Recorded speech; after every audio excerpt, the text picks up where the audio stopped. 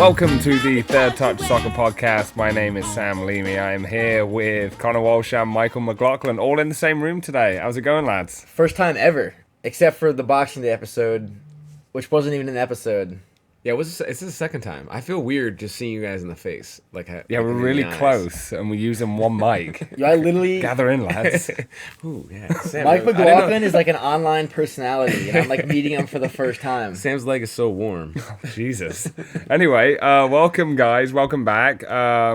If you did catch our preview episode in the week, Connor and I... apologize because we suck. We have been away for the last couple of weeks, but Michael McLaughlin is back in town. It is Mother's Day. Happy Mother's Day to all the mothers out there, all our subscribers that are mothers. My mom listens. My mom listens. How's it going, Mom? Hey, Mom. My mom doesn't know how to do it. She's kind of technologically advanced, but you're not, Connor. You went out today and bought a watch. So can I give the rundown for my day? Yeah, well, I mean, no one cares about your whole day, but well, not my whole day, okay, but right. Basically, I worked today.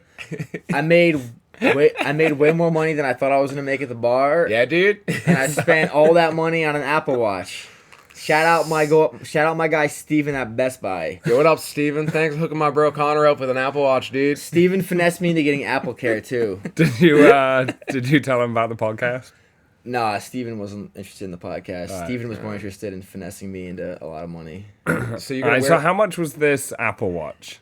The device currently on my left hand was $400, and I spent an extra $50 on Apple Care, so I have a 2-year warranty. Wait, why would you get that? What's the point of it? I wanted to get a watch. Yeah, dude. But like, I'm a millennial, bro. I'm a millennial. But there's so many people with that watch.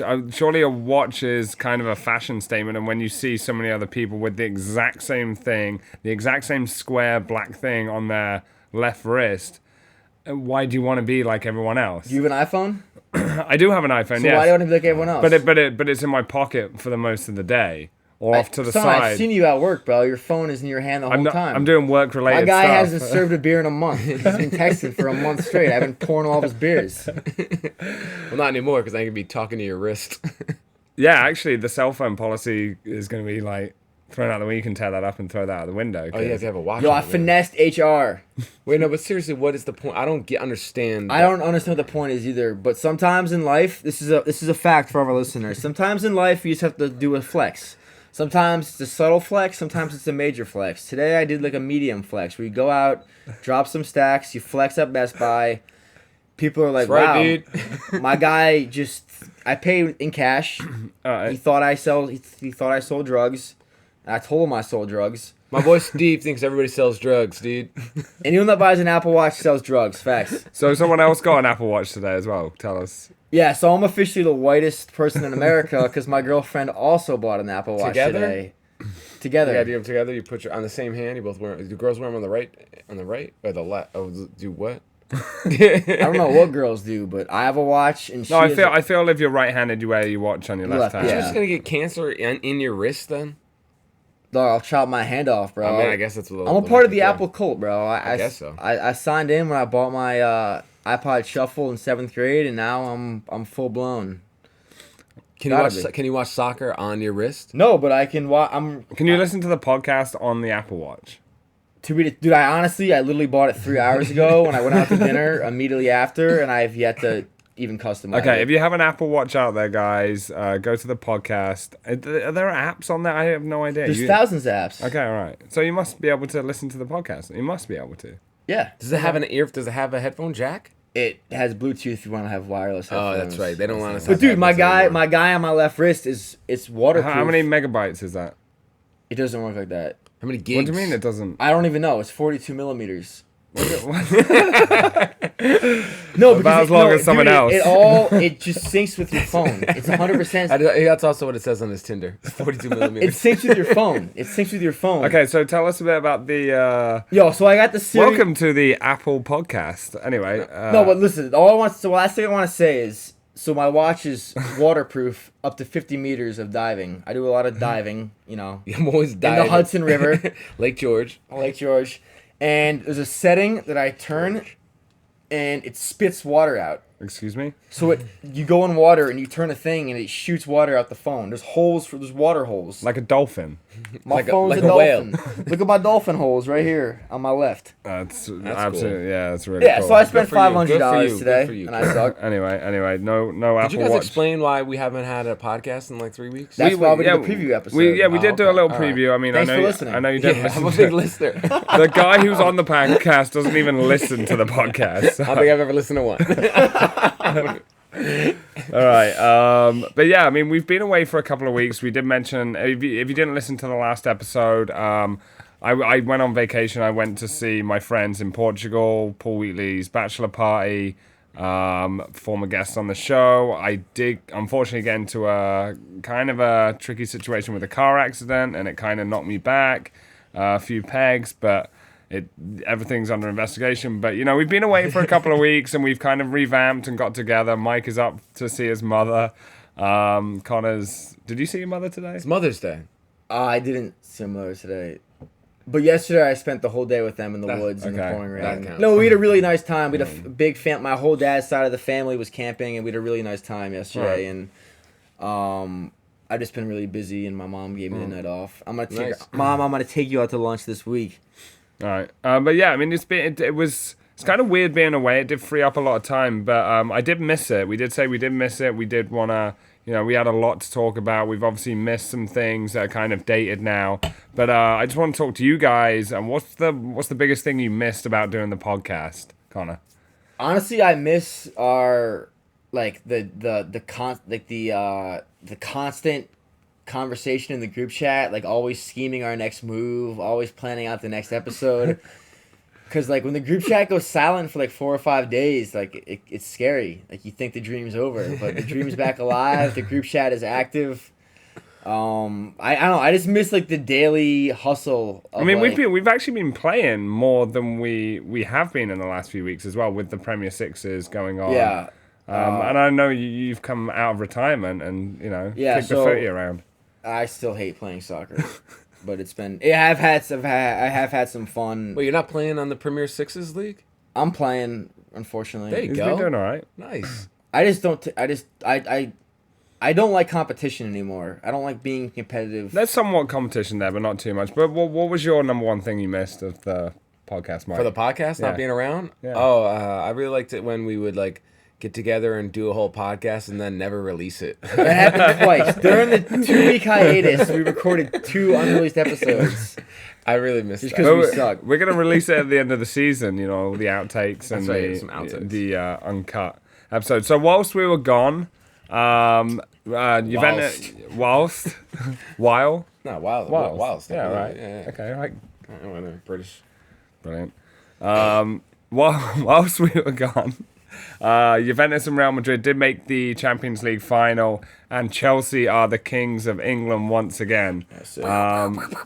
Conte sealing the Premiership title on Friday at the Hawthorns. He shared a very uncomfortable glass of wine with Tony Pulis. Yeah, if you guys haven't seen the picture, go to our Twitter account, the #1 source for news and nothing else.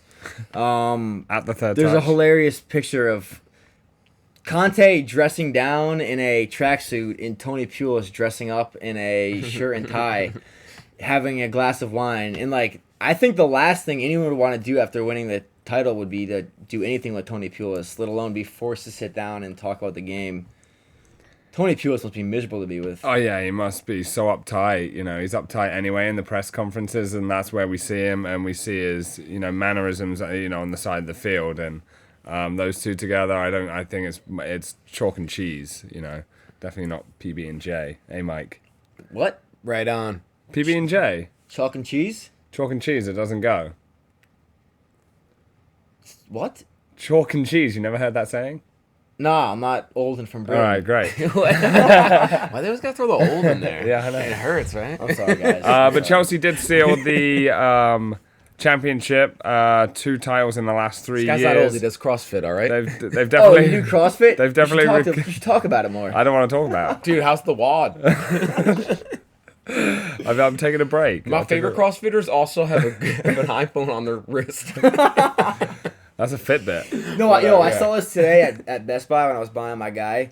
There was a My boy Steve runs a walk on the Sundays, kid. You know, like the mounts for your phone if you're running for like your arm. Oh yeah, They have that for your watch, Oh god. and I'm like, doesn't that defeat the purpose of your watch? Like you throw your watch on your bicep.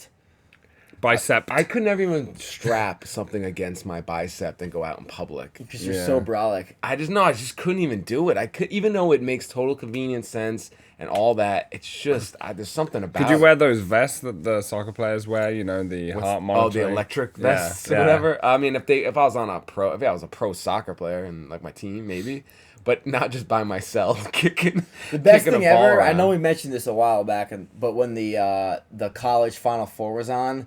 And Stanford, whatever, scored one of the winners, and they're ripping their shirts off at the bar on a Friday night, and you have a bunch of guys running around in man bras. Oh, yeah. Ignorant people of Albany, New York, watching the game, and they're like, wow, this is a bunch of dudes in bras playing a sport for pussies. Great. I certainly wouldn't do it, but anyway. Chelsea winning the Premier League title on Friday. I don't know if I like these Friday night games. How do you feel about them? I know people in England, the pubs, the landlords, they're taking business away from the weekends, but the last 2-3 weeks, the Saturday days, definitely in the bar and just on game day in England, there hasn't been that many, high-level games. It's just been kind of like Watford, Crystal Palace, West Brom, Stoke. Dude, honestly, I think that United, Middlesbrough. Or something. this season, well, let's look at this season. Like, Chelsea's obviously winning the title. Well, we've talked about this weeks ago. We all knew that the title was over weeks ago. But even that, like, the big clubs, United is boring and irrelevant. No one wants to watch him. Even United fans aren't. Like, if you're a United fan... I'm kind of into them. And I'm a neutral. Well, yeah, we talked about the Arsenal-Man United game in the Rashford. preview episode. It's like, it's not like it used to be. It's like, okay, now people have to... It's like a new wave of supporters for the Tottenhams, the Leicesters, the Man Cities, and Chelsea is still relatively new in winning titles. It's a small club that has been relevant for just over a decade. Abramovich has only been there for 12 years. The history lies with Manchester United, Liverpool, even Leeds United, who are in the Championship, Nottingham Forest, that goes back decades. I mean, Man United... Does Arsenal go back decades as well, or is that more of a 90s? Yeah, I mean, Arsenal, they've had their moments. There's a patch in the 70s. I mean, they won. 90s. They won league titles in the 80s. They won European competitions in the early 90s. They won the Cup Winners' Cup in the 80s, right, against Parma. Yeah. Alan Smith. That would be a good pod. The best teams in the Premier League of the year, like Arsenal 2004 versus United 99. Well, you know what's funny? Stuff like that. I know, like, just talking about the Arsenal thing is the 03-04 team were the Invincibles, but a lot of people, like respectable people, like Sir Alex Ferguson says the 98 Arsenal team, despite losing a few matches, was probably the best team in Premier League history. Oh yeah, I told you in that Man United season '99 when Manchester United won the treble. Arsenal walked all over them in the Community Shield. They walked all over them at Highbury. They dominated the game at Old Trafford. United were lucky to come out with a 1-1 draw with Anelka scoring and I think it was Andy Cole scoring. But I remember Arsenal just coming to Old Trafford and just totally dominating the game. And I felt that Arsenal's starting 11, player for player, was way better than Manchester United. You're talking 98, right? 98-99 when United won the treble, but the difference was Alex Ferguson. Yep. It really was. Everyone, you look at Ferguson's, last title-winning team, you look at that starting 11 away to West Brom, that 5-5 game, come on. To now? Oh, I know. I think the fact that Ferguson won the title his last year with the players he had easily as well. Because it was the same. Points. It was the same team under Moyes, and it was two completely different brands and styles of football, plus the results. Ferguson, he just knew. He just knew who to put out. He knew how to get the most out of his players. He knew how to prepare. He knew how to prepare for Europe. He mastered the English style of the game, and then he figured out Europe over time as well. Mm-hmm. Yeah. Well done. Good points, dude. I'll give credit. But I mean, now with only 2 games to go, the last day of the season next Sunday, it looks like all the positions are kind of worked themselves out. Liverpool winning. Wait, can I jump in one question? Yes. Do you talk about those Friday games? I don't like them. I like it. I don't. Well, I don't like them because I forget to DVR the game I want You know to why? watch. Why? I used to like them at the beginning of the season, but now that I work every Friday, kind of forgetting about them. You got to get in that Yeah. schedule. It's like MLS games where you forget, when the games are Premier on. League has, and some weeks they won't have them, and then like the Bundesliga has them. Some weeks they won't. There's only 12 total fixtures on a Friday all season. Oh really? That's it, and that includes there was 2 this past Friday, so it's not even just 12 separate weeks. Yeah. It's 12 total fixtures.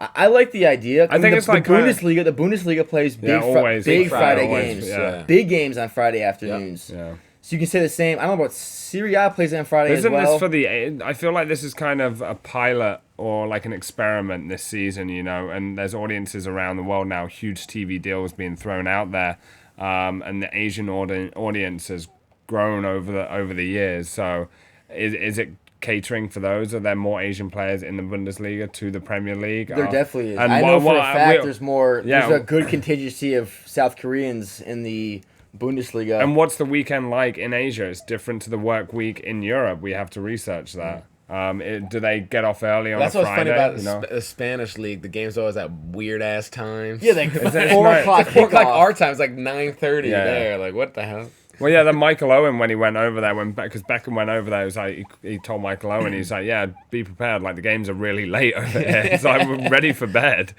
and we're just like playing in front of like 100,000 people. I just woke up from a nap. Yeah, you would be.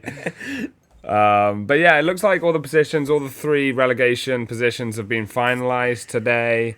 Hull City going down 4-0, whimpering at Crystal Palace, Selhurst Park. Middlesbrough and Sunderland also relegated. Not really putting up a fight. Swansea getting that vital 2-0 win yesterday, staying up. How do you feel about Swansea staying up? I don't like it. Don't like them. I want them to go down. Bob Bradley cursed.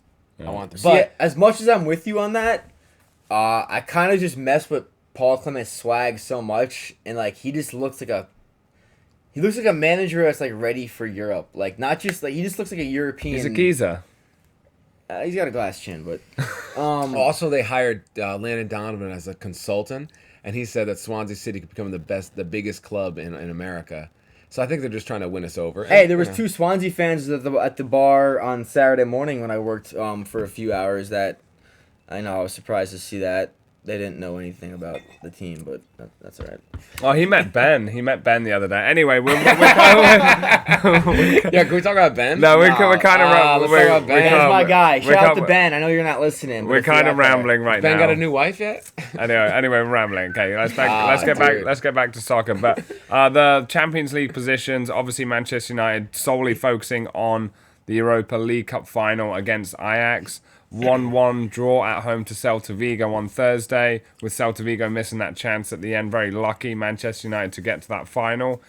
Eric Bailly, huge fight. Well, not huge fight, but suspended for the final. And United have got a lot of defensive problems already. As a United fan, are you excited from the prospects of them winning the Europa League and qualifying for the Champions League, considering that they literally could care less with the Premier League right now? I think we just have to get in it at this point.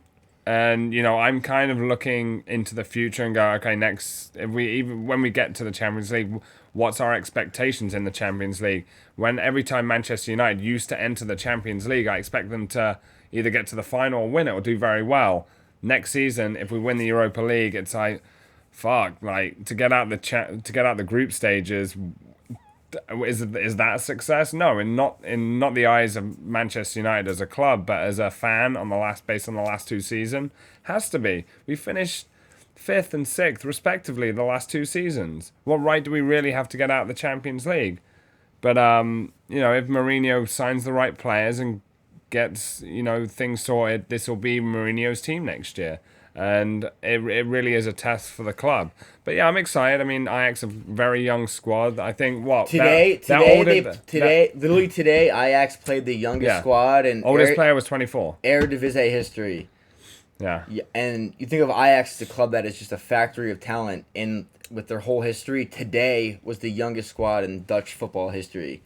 And I mean, one of my boys, I know he's listens. He's from New Jersey, but his mom is from Netherlands. He's a Knock Breda supporter, but he went to an Ajax game a few weeks ago, and he was just telling me like, dude, like watch out for this core of Ajax. I mean, they're gonna. I think a lot of the players are gonna disperse into the major clubs. The ones that are, know, talented are gonna go to the bigger clubs around Europe sooner rather than later. But I didn't think Man United played that badly today. I was down there helping you out. It wasn't a great, entertaining game to watch. Tottenham's last game at White Hart Lane, they're moving next door. A 2-1 victory for Tottenham. Demolition on White Hart Lane begins tomorrow, which I learned today. Well, yeah, they're wasting no time. They're definitely playing at Wembley next season. There was talks about them demolishing one side of the stadium to build, the new stadium, and then they, wanting to play their games around it or They whatever. won't play their games at White Hart Lane next season, but couldn't they also lease one of the other stadiums in England? Couldn't they go play your games at Fulham or something? But they're not going to downgrade to a smaller stadium. But I think it's play at Fulham. Play at Fulham. Play at the Cottage. Play Why at the not? Cottage. Why They're not? from North London and South London. Why not? I'm just saying, because every time teams go to Wembley, they suck. What It's was not it? good. Like West Ham's. It's a hard. test. Well, I It's know definitely- Pochettino personally is against this whole move, but Yeah. unfortunately, as manager, he doesn't have that type of control. But yeah, we saw the fans run the field at the end there. That was pathetic. I said it was like staged with the flags. It wasn't. It Did it didn't look like a Super Bowl concert where the fake Yes, fans run out? yeah. No, It- dude, it's Tottenham- not like the the- eight. Dude, I've seen pitch invasions in the 80s and 90s in the mud conditions. Last game of the season, fans like tearing the goal down, and this one. It was like Tottenham fans were on the pitch with the flags waving it Well, around. Tottenham, Come well, on. the To Tottenham, music, choreographed Yeah. the dance. Tottenham Hotspur official Twitter account tweeted before the game, by no means should any fan enter the pitch for any reason. They Do not have to, do 'cause not it's spoil the closing ceremonies, if you will, for the fans that aren't drunk and that won't enter the field. But dude, that was embarrassing. That just shows how small of a club Tottenham is. That the fans They're not small clubs. they've What are had you nothing to talking celebrate from they've had nothing to celebrate since the '60s. So all they have to celebrate is their stadium being ripped down. Yeah, but they have a chance on that to jump to a big Honestly, club. Mike, they got to start to win some things because Man United have won 2 things this season already. And look at the state of Man United in the last few seasons. They've got to Yeah, start but winning trophies. You look at Tottenham's roster. It doesn't you would matter. Take that over. I But think he's still gotta start winning honestly, I think things. Tottenham has one more season before they become a fluke. If they don't win one piece of silverware next year, even if it's the League Cup, they need to win something because They right have now to. it's just a cute story Yes, with some yes, talented yes, players yes. that aren't accomplishing anything. Yes. And one thing I want to talk about too is how many times has a team of any sports league destroyed one of their best, this sort of icon stadium? It never really works out. I'm sad. I mean, And now the new Yankee Stadium is garbage. It's Yeah. garbage. Dallas Garbage. Cowboys. Yeah, that's big. That's like a giant big. It's like you're inside of an iPhone or something. You're inside of my Apple Watch. yeah. No, Yeah, but let's think of a successful sports team around the world that have moved. Bayern Munich, I think, is the one that comes to mind. Juventus have been successful. in the all last- the Italian leagues because their stadiums are so. I mean, they're so crap. Yeah, they play in war-torn just Olympic like- stadiums from Arsenal- 1920. Arsenal haven't won a league title since they moved to the Yeah. Emirates. That's one thing I'll say about the Red Sox, Boston Red Sox baseball, but they were gonna leave Fenway. They were like it only sat 32,000 people. This is early 2000s, and then they said, listen, let's build some seats above the Green Monster. So they filled in 1,000. And then they just kept adding and adding. Yeah, and 1,000 seats here or there. And every year, what they would do is that you wouldn't even they would just reinforce the concrete and nothing. They would build nothing, but they just kept doing it around the stadium to then build up. Now it sits maybe 40,000, and it's honestly the best stadium for baseball in America. Three World Series. Nah, And yeah, we won 3 World Series since then. Yeah. Fenway's the best stadium, but for nostalgic purposes, but PNC Park is the best stadium in America. Oh, for beauty. for the Pittsburgh No, I Pirates. still think I've been there. PNC's awesome, but You sit in the outfield, you sit by No. I just been inside, but it wasn't even a game. Oh. But Fenway, PNC is special, man. dude, Fenway. Shout out is- to Pittsburgh. Fenway is the shit, dude. Fenway. I've never been to. I was there 2 weeks Wrigley. ago. I was there 2 weeks ago for Yankees Red Sox. Yeah, you told me Anyway, the back story to about that. Anyway.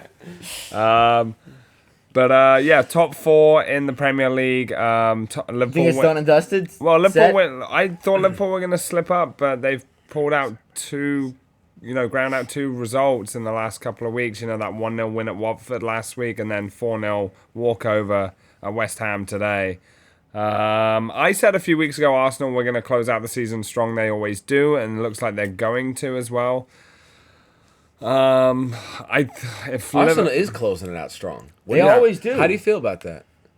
I'm in a tough place right now, okay? Because I don't want Arsene Wenger to stay. Yeah. But I don't want to root against the club. Yeah. So it's one of those things. Do you want them to finish? Me personally, I don't care if they finish top 4. What is the purpose of Arsenal playing in the Champions League? Honestly, as a fan, why should I get excited? You have to be in it.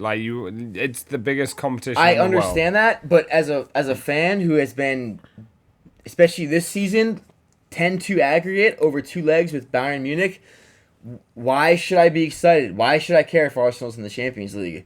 That being said, I don't want them to finish outside of the top 4 because I don't want my team to be bad. But I mean, my overall interest in Arsenal and then therefore the Premier League, it's dropped dramatically the last 2 months. Is Wenger gonna leave?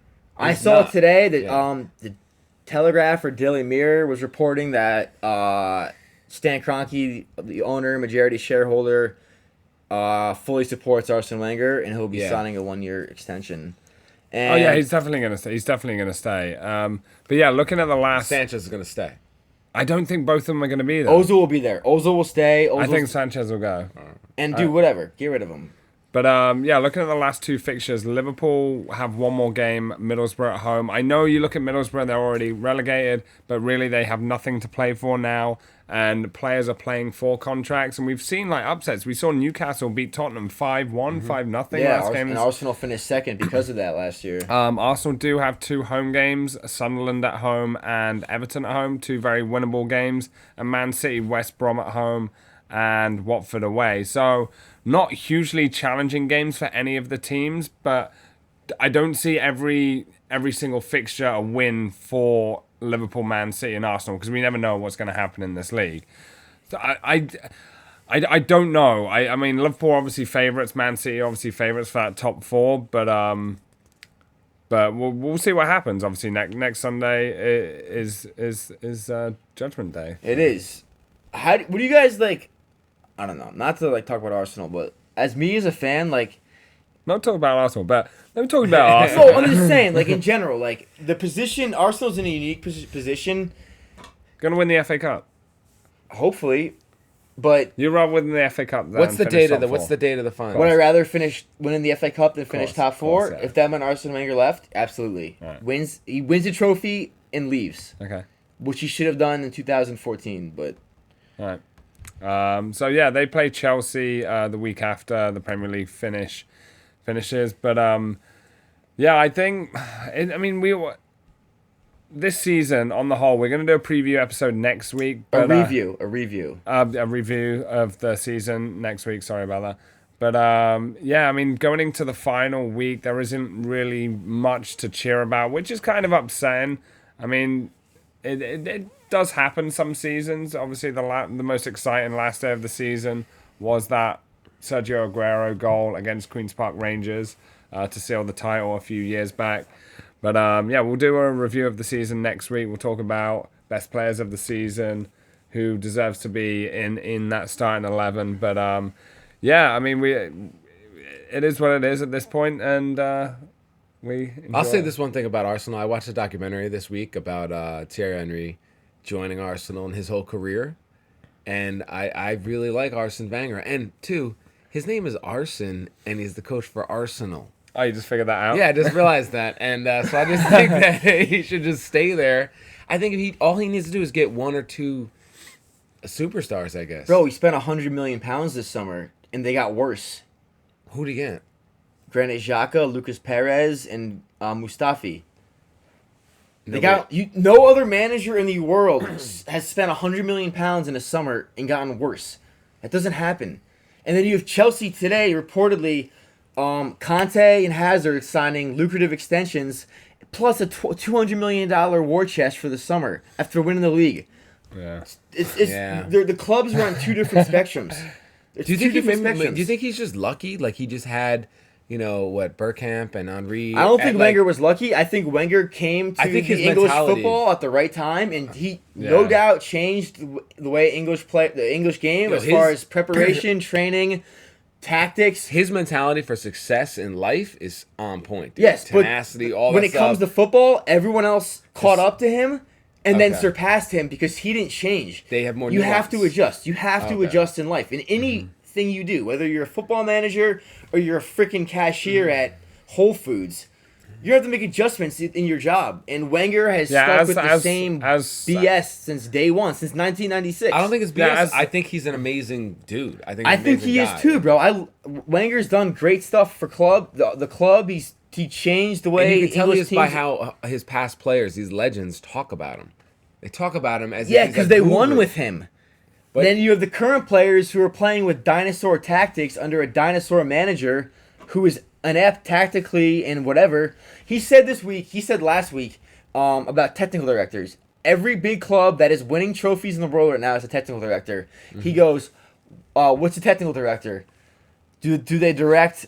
What did he say? He was like, do they direct the players in traffic or something? Yeah, no idea. He was like trying to be funny, and it's like, but then Arsenal came out apparently and was like, we'll keep Arsene Wenger if he adjusts his mentality. Well, as the players evolve over the years, you have to evolve as a coach and a manager, and that's exactly what you said. I mean, you can't be stuck in old times. You don't have players like Henry anymore. You don't have players like Bergkamp. The way they played, the way they trained, the way they lived their lives, it's so different to the players now. I mean, no team from, let's say, 96 when Wenger joined Arsenal to 2003, 2004 when he won his last title, no one was playing a 3-4-3. Mm-hmm. And now 3 in the back, shout out, courtesy of Italian footy, is the move. Yeah. And now Wenger is now experimenting with 3 in the back. It's kind of worked, but other clubs and other managers are so far ahead of the curve and are so much more creative and like innovative with their tactics and their player selections and the way they approach the transfer market. That's what you think it is. It's sort of he came in with this style, came in with what like his way to motivate players, which is probably on the highest level for motivation, and that at a certain point now the different coaches, different scenarios have outdated his everything, style. Dude. It's like everything adjusts. Look at technology, man. 2 years from now, the shit we have now is irrelevant. Just like your Apple Watch. Just like my Apple Watch. But no, but you know what I'm saying? Like there's no correct way to play the game of soccer. 2 years from now, we're going to be doing time with the sundial. I know, but you know what I'm saying? Like, there's no correct way to play soccer. Like, soccer can be played any way, and if you're capable of playing it the best way you play it, you can win. Look at Leicester City last year. Played it completely. That was 4-4-2, right? That was just. But well, it was 4-4-1-1. But in this day and age, that is an unconventional method. Yeah. It was an unconventional approach. They gave up possession. They hit teams on the counter. And that's actually how Chelsea used to play against Arsenal all the time under Mourinho. Give Arsenal all the possession, and we'll just get 2 goals on the counter and win 2-0. A little different because Chelsea was more defensive based. Yeah. And it was more tactical when I feel like Leicester was a little bit more free spirit in a way and a little bit more naive.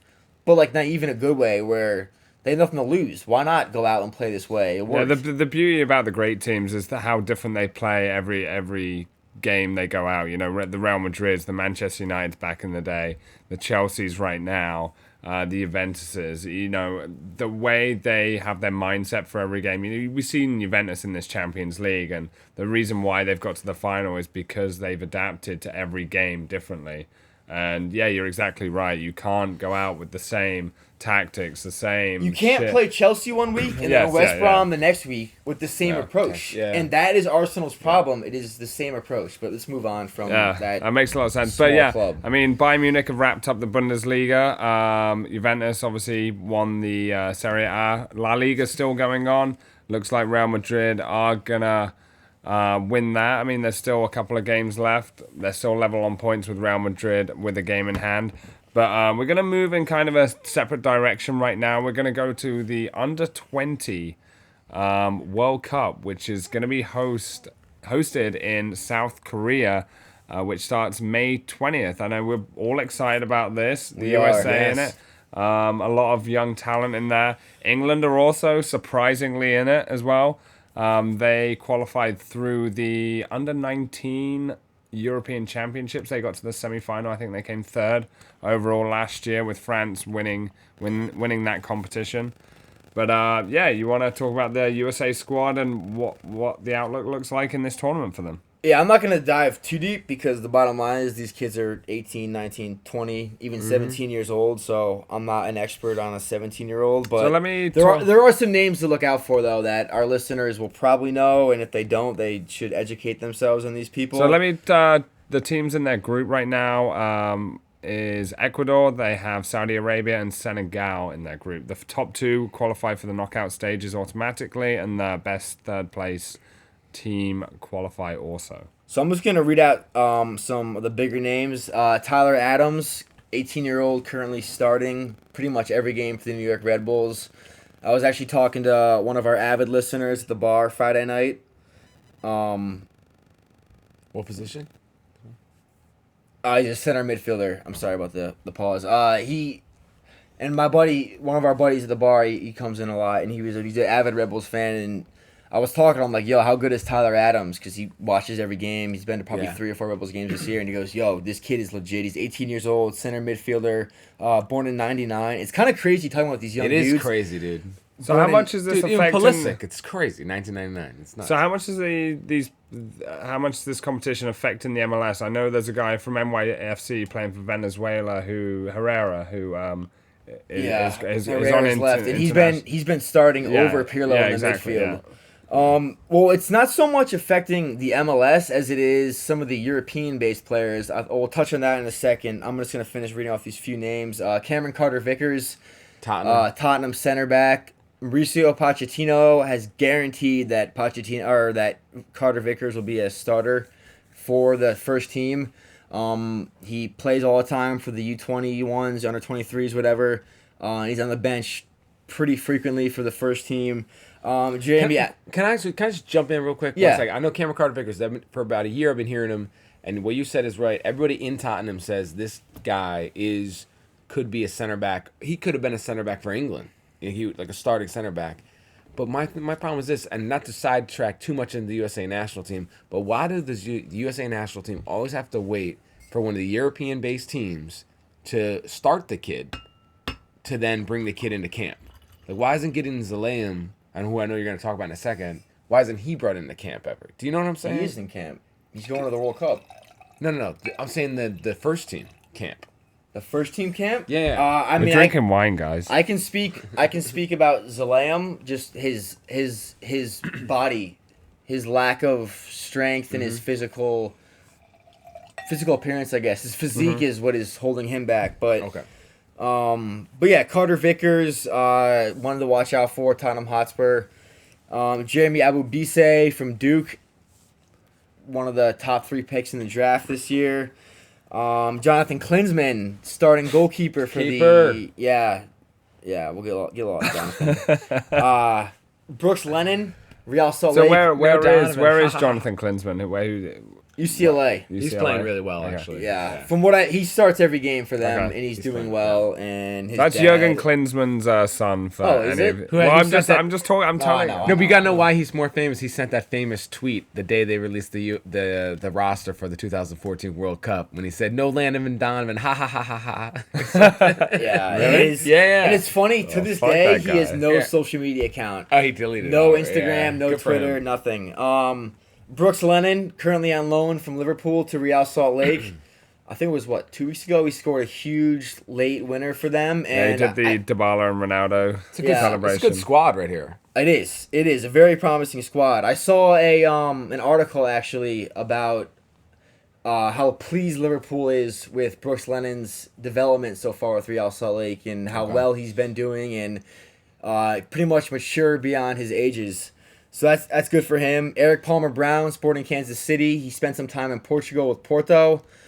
Another random fact about him. Across all 3 top divisions of U.S. soccer, Eric Palmer Brown, as a midfielder, has completed more passes in the USL than any other player in North America.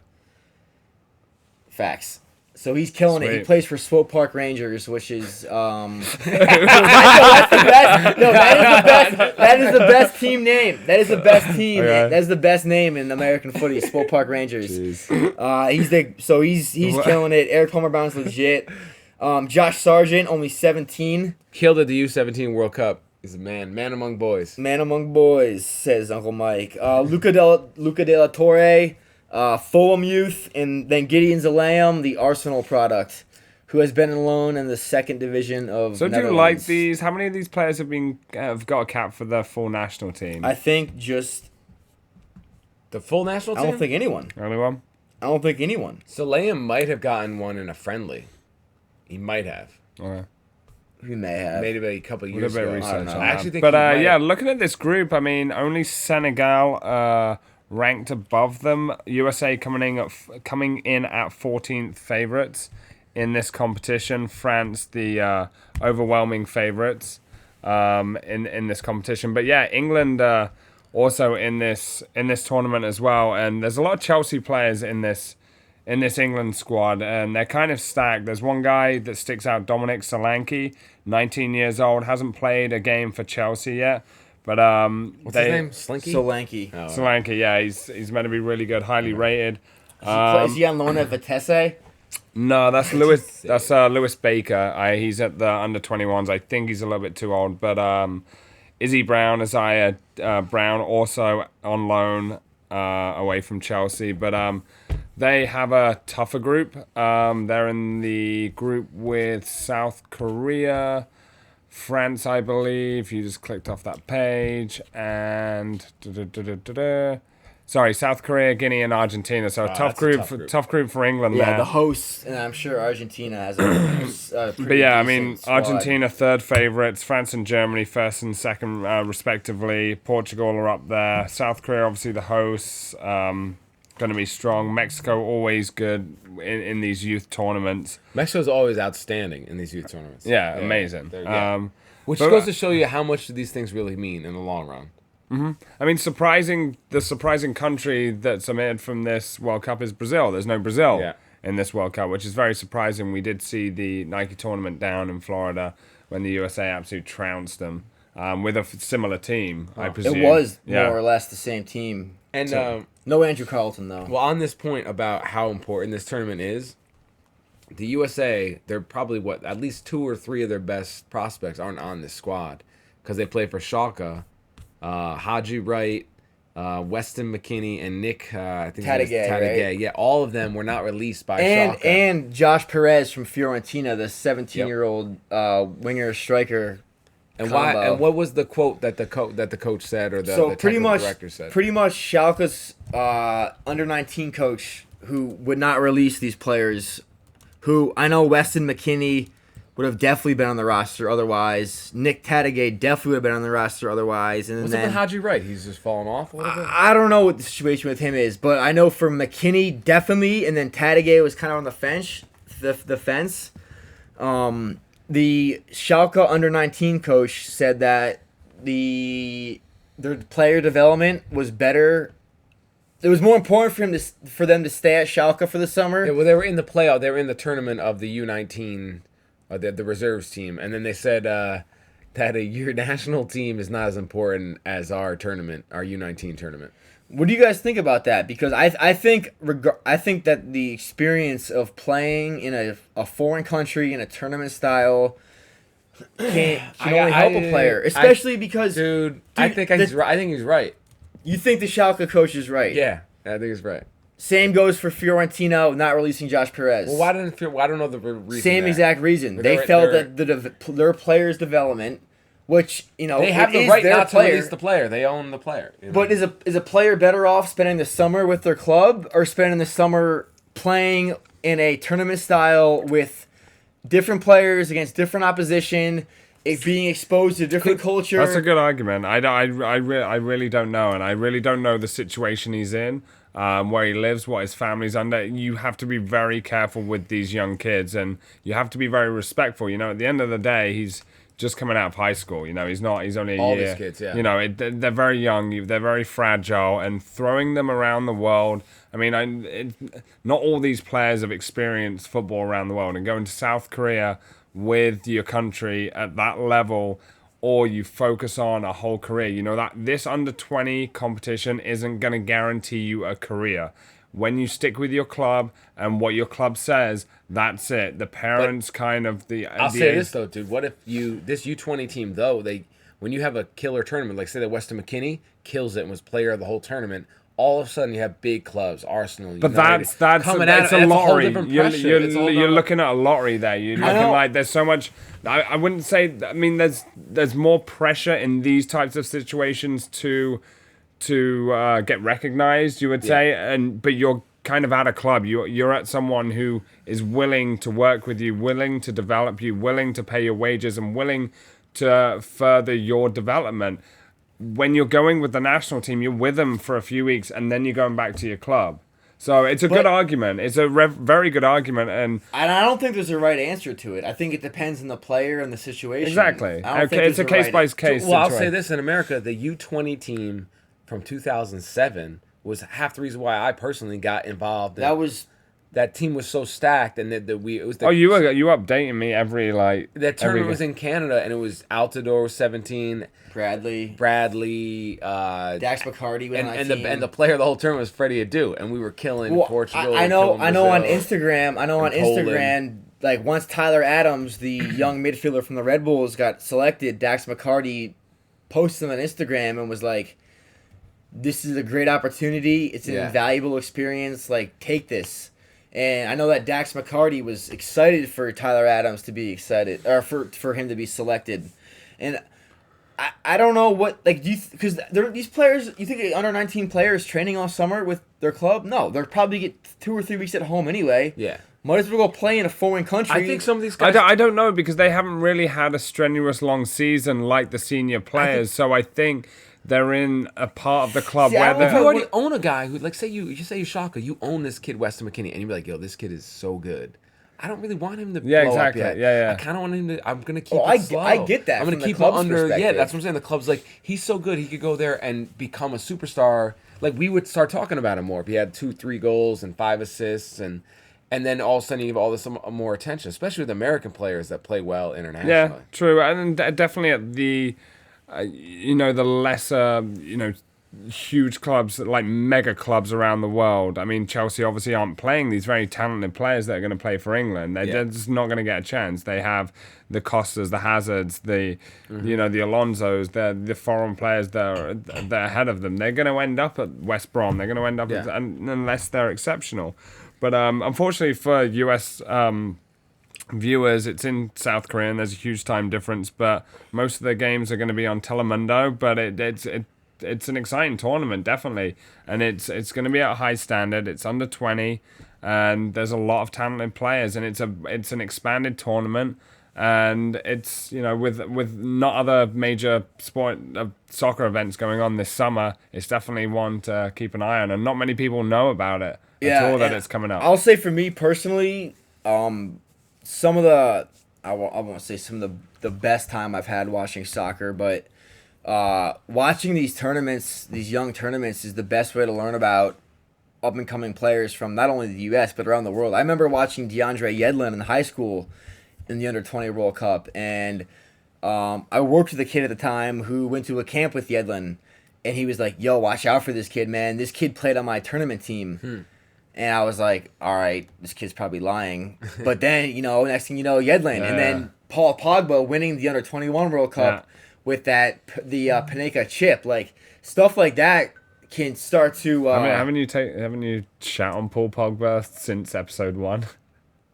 Yeah, but that moment though, as far as him, his Paul Pogba's legacy is not defined yet. I think he's a bang average player, but I don't know what that means. He's average. Right. You really do? Nah, Pogba's he's a good player, but he sucks. But now it's time for everyone's favorite section. It is. We need to do a theme song for you. We have to do. Yeah, this. we need an MLS theme song. But I don't even know what week it is in MLS, but we're back. It is the Major League Soccer section with yours truly, Connor Walsh. He has taken the mic. No, you can put that directly towards your mouth, mate. We're going to just chirp in here and there. Yeah. But we're in. It's Major League Soccer at its best. We just got done watching the NYCFC away to FC Dallas 1-1 draw. But big week, and you never know when an MLS game's gonna pop up during the week. But you might hop on your smartphone or Apple Watch, and all of a sudden there's a major game that wasn't publicized anywhere else anywhere. But Soccer. I guess we'll start with Wednesday night. The first game of the week, Toronto played an actually very big game against Columbus, the two top teams in the East right now. You're actually shouting now, which is awesome. Carry on. Can I be excited? The airwaves are going nuts right Can now. I live? You can do whatever you want, All buddy. right, we'll get out of GarageBand so I can read my stuff. Didn't my kid text you? He called you a mite this week. All right, yeah. So I woke up yesterday. I'm working at like 10 a.m. at the bar, and Sam's son is texting me, "What's up, Chin?" Kid's 6 years old. There was not a single space in anything he said. It was just one word. "What's up, Chin?" One word. From Really? Jack. "You're a squid." One word. From Jack. It was great. Anyway, it was funny. But That is funny. Wednesday night started the week off. Really big game in the Eastern Conference. Based off the turnout in Columbus, you would not have thought so because the stadium was nearly empty. But Toussaint Ricketts, the Jamaican Tiboyat, scores a late brace. Called him gay. Cool. Gay Jamaican. Nah, whatever. Doesn't matter, bro. I don't speak patois. No, bro. was that two headers by Ricketts? Yeah, two headers. Toronto's on 25 points. Altidore missed a penalty. He did. Wait, but Altidore missed a penalty? Yeah. he did. But Ricketts scored twice in the 80th Doesn't minute. matter. Bullshit. It is. Columbus is Toronto's currently top of the East on 25 points. Columbus second on 19.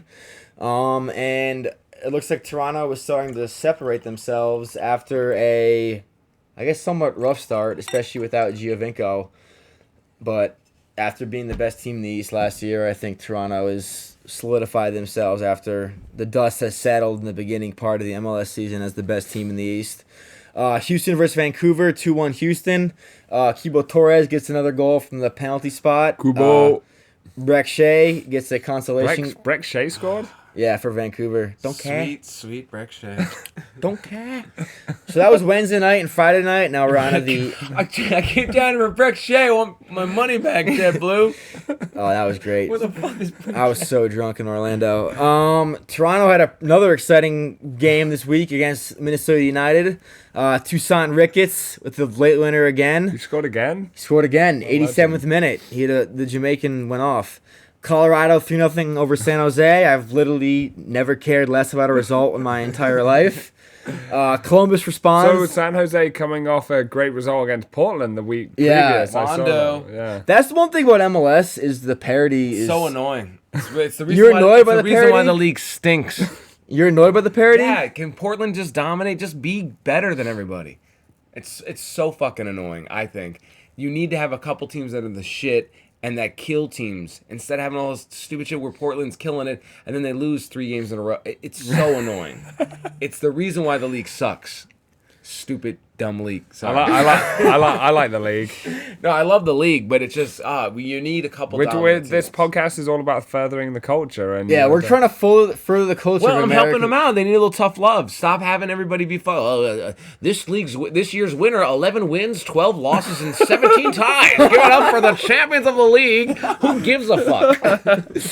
All right, you're right. But yeah, Colorado beat San Jose. No one cares. Columbus beat the Impact.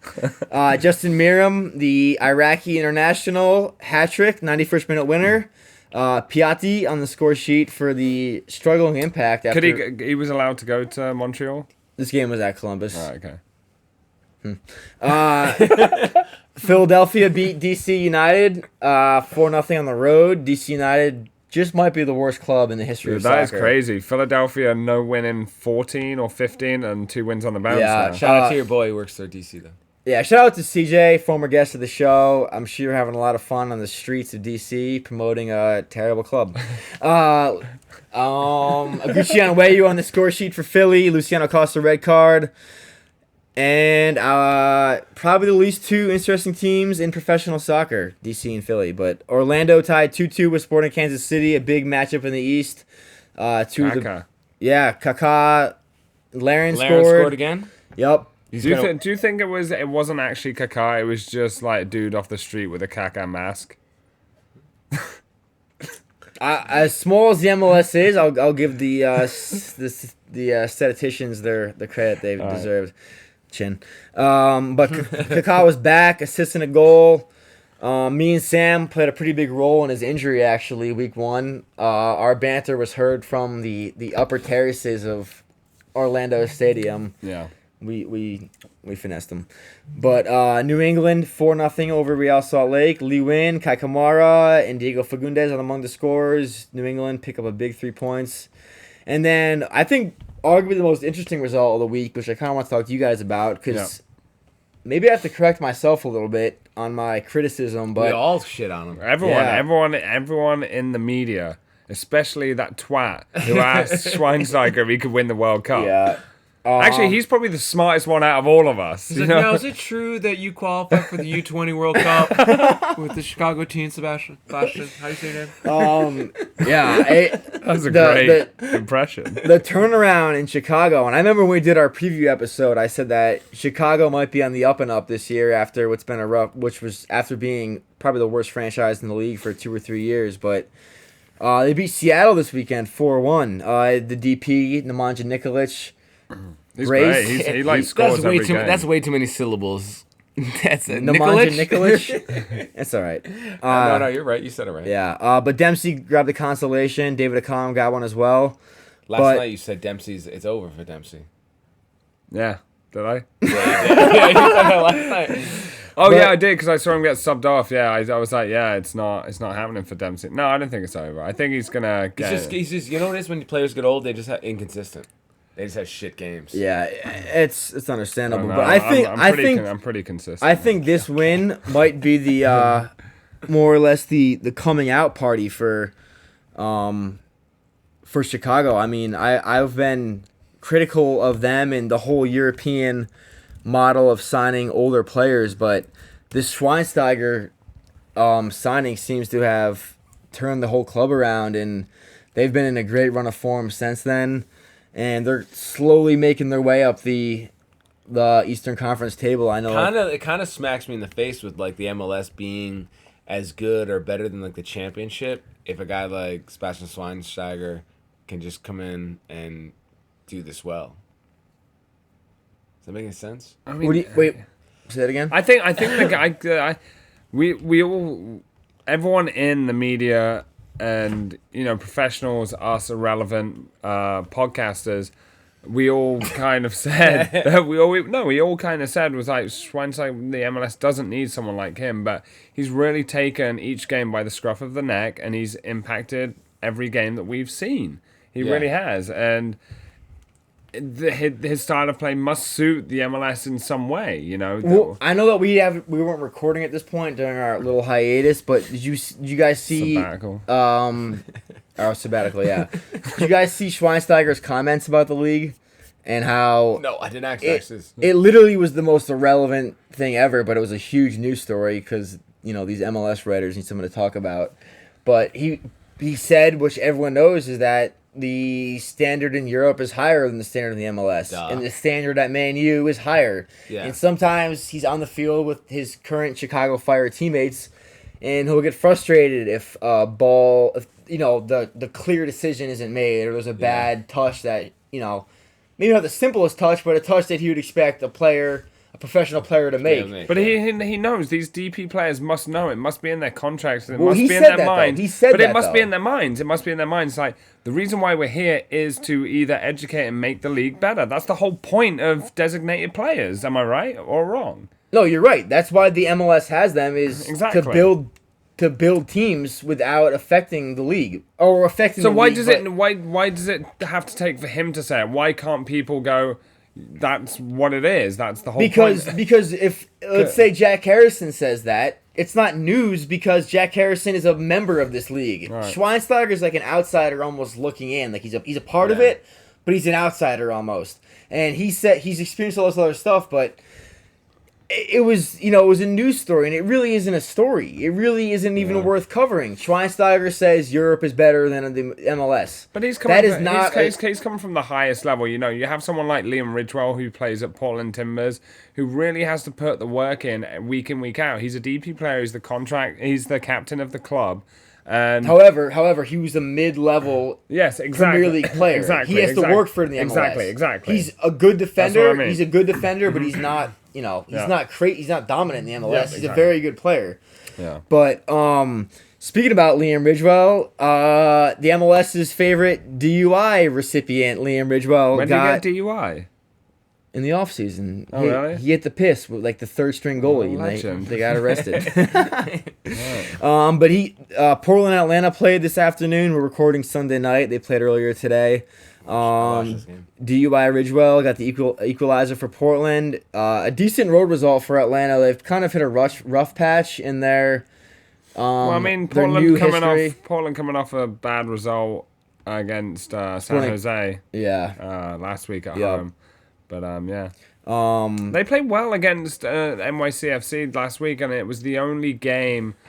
Atlanta did. Despite the 3-1? Despite 3-1. I went down to the stadium. I went down to the game, took my kid down to the game. It was the first game NYCFC had less possession all season against Atlanta, 51-49. But I think once Joseph Martinez is back from injury, that'll be huge for Atlanta, considering he was leading the league in goals when he got injured. But to wrap up the MLS week. No more 1 hour pods, but carry on. Hey, come on, bro. We're excited. We're back. We're back. We needed to do it. Earlier this Sunday afternoon, LA Galaxy picked up a big win at the bottom of the West over the New York Red Bulls, who were mid-table in the East. So hang on a minute. Question to you in your notes. And there's no disrespect to you in your MLS section. I love every minute of it. I love minute of it. I'm getting tired. It's 11:37. Is that right? So some games you put the home team away, as Americans do, and then sometimes you put the home team as the traditional way. Why do you do that? Sheer laziness. Okay. And sheer lack of focus. Okay. Regardless, LA beat the New York Red Bulls this afternoon 3-1. Allison Juni Brace, DP player, he's been in form.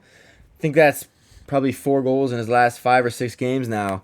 Then Gio got a PK. The Red Bulls suck. And then I saw the stadium. It was empty. I mean, it was. It's bad. That's what happens when you call a team New York and throw them out in the middle of nowhere in New Jersey. But we're gonna go down with our good friend Phil. Shout out to Phil. Yeah, shout out to Phil. Shout out to Phil and Ben.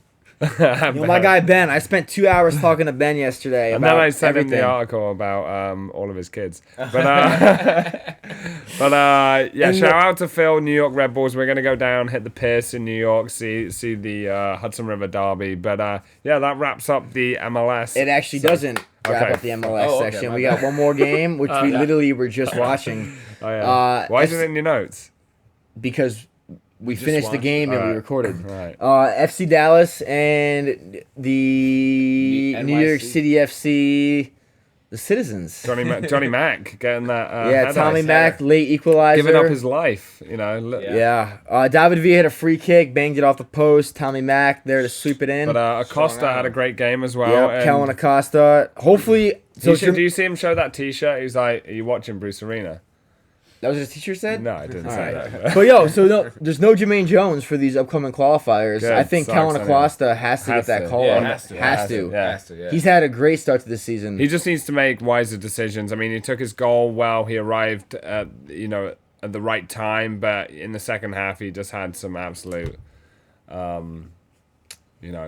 swing of the legs, and Hey, it happens to the best of us. But that wraps up the MLS. Well, I just wanted to say, the FC Dallas, New York City FC. I think those are the 2 best teams in the league. Yeah, it was a good game. I'm sorry to interrupt you, but I'm not just saying that as a I guess slightly more than casual New York City FC supporter. On their day, I think New York plays the best footy in the league. And the same can be said for FC Dallas. And with Mauro Diaz coming back within the next month or so, Pirlo left at home as well. Pirlo left at home as well. And I mean, that's a good result on the road in Texas. Gotta be a good result. 1-1. And then they're on a four road game now. I think they're at Orlando next, Real Salt Lake next, then Orlando, and then somewhere else. But yeah, it's gonna be a tough road trip for NYCFC, and we'll see what they get from this. But thank you, Connor, for doing that MLS section. Thanks, Sam, for letting me talk for a few minutes. Connor, that was great. Thank you. Thanks, Mike. Thanks, guys. But no, thanks everyone for tuning back in. Sorry we were away for a few weeks, but We're back. We're back like we never left. We appreciate it, and we'll be back next week. Thanks, guys. Appreciate it. Thank you, Shins. God bless. Happy Mother's Day, all you sexy, thick soccer moms. Okay. Bye, Mom. Stop.